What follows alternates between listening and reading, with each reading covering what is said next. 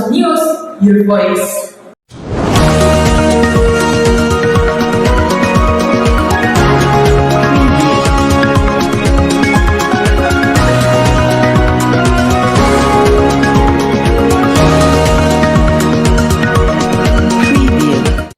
Angelo Wijaya, a graduate of International Relations Department at Gadjah Mada University, has once again made Indonesia proud in the international stage. This time, he represented the voice of Indonesian youth at the G7 Youth Summit, also known as Youth 7 or 7 Way. The summit took place over 5 days from April 9 to 13, 2023 at the Japanese Parliament building in Tokyo. It was attended by G7 member countries. There are the United States, Canada, the United Kingdom, France, Germany, Japan, Italy, and the European Union, and the guest countries including Indonesia, India, and South of Africa. Hello everyone, I am reporter Marisa. Now I'm with Angelo Wijaya, the young people who represent Indonesia at the G7 Summit. Hello Angelo. Hi Marisa. How was your day? I'm good, thank you. Okay, so I will ask you a few questions. First, why was Indonesia invited to attend this international forum? We Indonesia are invited as invited guests because of our role as host of G20 in 2022 and also as host at Asian in 2023. Previously, Angelo served as Indonesia's delegate at G20 Youth Summit in 2021 in Italy. He was also the project manager of the 20Y Summit 2022, which was held in Indonesia. At this year, 7Y Summit, he participated in discussion on 5 key issues. There are climate and environment, digital innovation and transformation, economic resilience, global health and happiness, and the peace and security.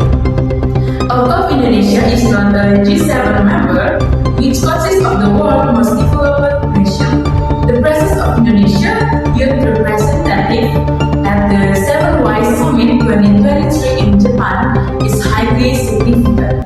In your opinion, what is the important role of Indonesian youth in the Y7 Summit 2023? So the key role is mainly in seeking a final agreement on Y7 or also as Y7 Communique 2023. The 7-Way Communique 2023 was presented by the youth delegates on the final day of 7Y Summit to Japan's Prime Minister Fumio Kishida. Several key messages were conveyed by youth representatives from developing countries to the 7G leaders and governments to reach an agreement. What are the G7's plans for the future? So the plans is in May 2023, the leaders of G7 countries will hold G7 Summit in Japan, where President Joko Widodo will attend in there as invited guest. Okay, and last question. What benefits does Indonesia get from attending the G7 Summit in Japan? So of course, Indonesia will be seen by the world and they see that Indonesia have the potential to become the country with the largest fourth economy in the world by 2045. As President Joko Widodo often says that Indonesia is at the pinnacle or at the peak of the world leadership right now.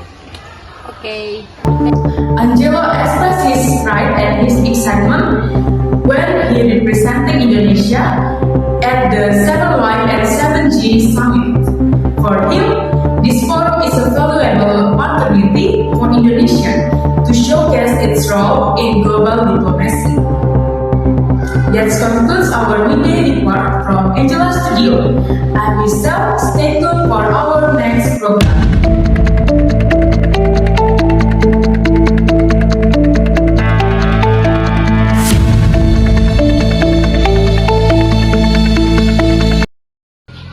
Halo semuanya, berdasarkan berita tadi, ada yang bertanya-tanya nggak? Apa itu G7 dan juga Y7? Jadi, G7 adalah forum politik ekonomi antar pemerintah yang terdiri dari 7 negara maju di dunia. Nah, G7 ini bertujuan untuk mempromosikan nilai-nilai pluralisme, demokrasi liberal, dan pemerintahan yang representatif. G7 juga telah mengembangkan berbagai inisiatif untuk mengatasi tantangan global seperti program bantuan hutang untuk negara-negara berkembang dan upaya untuk mengatasi perubahan iklim. Nah, di dalam G7 terdapat Y7 atau yang dikenal dengan Youth 7. Nah, forum ini merupakan forum pemuda yang terdiri dari perwakilan para negara-negara yang termasuk di dalam G7. Y7 bertujuan untuk memberikan suara dan perspektif pemuda dalam diskusi dan keputusan G7. Y7 dibentuk untuk memastikan bahwa kepentingan dan aspirasi pemuda diambil dalam pertimbangan dan dalam proses pengambilan keputusan G7. Anggota Y7 sendiri dipilih melalui proses seleksi yang ketat dan mewakili berbagai latar belakang dan bidang keahlian.